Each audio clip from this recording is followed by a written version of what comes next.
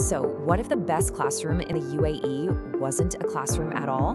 We're going to dive into a quiet revolution that's totally redefining school for thousands of families, swapping out brick and mortar buildings for racetracks, art studios, and, well, the entire world. Outdated. Wow, that's a strong word, right? This statement from Kanessa Malune, a parent in Dubai, isn't just a casual complaint. It's really a verdict on that whole 5 days a week, bell-to-bell schedule that so many are now choosing to leave behind. And for some kids, the classroom looks completely different. Just picture this. You've got Yvan David, an 18-year-old racing driver who finishes his online physics class and then heads straight to the track. Or think about a 15-year-old triathlete like Alexander De Cruz, whose school day only begins after he's already done a tough 6 a.m. cycling session. These kids aren't dropping out. Nope. They're plugging into a completely new way of doing education. But here's the thing. Don't mistake this for just some niche trend for elite athletes. This is a much, much bigger story. It's a quiet but really powerful shift that's happening in homes all across the Emirates. And believe me, the numbers totally back this up. Take a look at this. 15%. One of the region's big online schools, Academy Middle East, has seen its student numbers grow by 15% every single year since it opened way back in 2007. So we're not talking about some post-pandemic blip here. This is a steady, decade-long trend. Okay, this all sounds pretty amazing, but it brings up a huge question, right? In a country like the UAE, which has a pretty highly regulated education system, how is any of this actually allowed? How does it all work? Well, first things first, let's be super clear. This is not what most of us picture when we hear the word homeschooling. Families aren't just, going rogue with textbooks at the kitchen table. They are enrolling their kids in fully accredited online schools that are recognized by the UAE's own education authorities. It's a legitimate, structured, and totally regulated path. In fact, the whole system is surprisingly organized. It is not a free-for-all. Each emirate has its own specific authority, like the KHDA in Dubai or ADK in Abu Dhabi, that oversees all these programs. And this makes sure there's real quality control in place, which gives parents a ton of confidence in the system. And what kind of education are we talking about here? Well, it's not some obscure, made-up curriculum. These are globally recognized systems.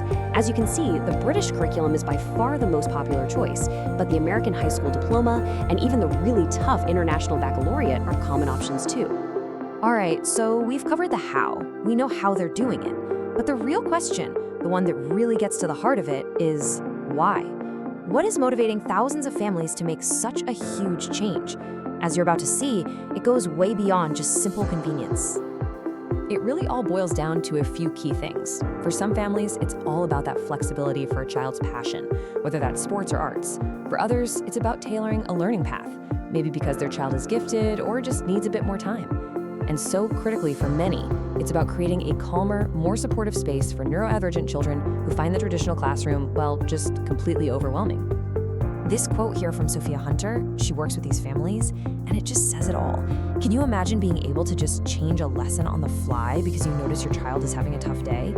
I mean, try doing that when you've got 25 other kids in the room. It's a level of personalization that's pretty much impossible in a traditional setting. Now, most families will tell you that money isn't the main reason they switch, but you can't ignore the numbers. The financial difference is staggering. A top-tier international school in Dubai can cost you up to 120,000 dirhams a year. Compare that to online options, which are often less than half that price. That's a huge saving that you can then reinvest into other learning experiences. Okay, so let's address the elephant in the room. Does all of this actually work? The two biggest questions people always ask are the same. Can these kids get into a good university? And is the education they're getting just as rigorous? Yep. This is usually the number one concern for most parents, and for good reason. Will a diploma from an online school actually hold up? Will top universities recognize it, or is it going to limit a child's future options? Well, the data from the UAE's own admissions office is pretty telling. 78% of students from these accredited online programs get into university. For traditional schools, it's 82%. That tiny gap is so small, it's statistically not even there. So the bottom line, universities clearly recognize and accept these qualifications. They are absolutely on board. All right, so getting into university isn't an issue. Check. But what about the quality of the learning itself? Is it really as effective as being face-to-face in a real classroom? Okay, this number is just fascinating. It comes from a massive analysis of 44 different academic studies, and it measures something called effect size, which is basically the impact of hybrid learning on how well students do. Now, to put that into perspective, in the world of statistics, anything over 0.8 is considered a large positive impact. So at 1.032, what the data is telling us is that this model isn't just as good, in some cases it can actually be more effective. And that brings us to maybe the biggest stereotype of them all, socialization. You know the one I'm talking about. What about making friends? Are these kids just lonely and isolated at home, not knowing how to interact with anyone? The reality couldn't be more different.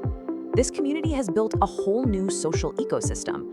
You've got families creating these learning pods for group projects. Kids are still joining sports teams, art classes, you name it. A lot of these online schools even have physical hubs where students can meet up. So social life hasn't vanished, it's just moved beyond the school gates.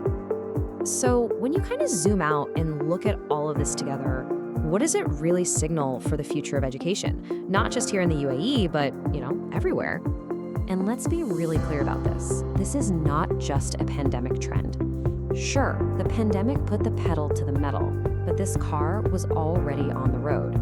This is a fundamental evolution, and it's driven by technology and a growing realization that the old one-size-fits-all industrial model of school, it just doesn't work for every kid anymore. And just think about the skills these students are developing, almost by default. Digital literacy, self-regulation, time management. For these kids, these aren't just buzzwords on a syllabus. They are essential practical skills that are baked into the very structure of their day, preparing them for the realities of the modern world. Ultimately, this whole trend forces us all to take a step back. It makes us look past the school building and the daily timetable and ask ourselves a really profound question. In a world that is changing this fast, what is the true purpose of school today?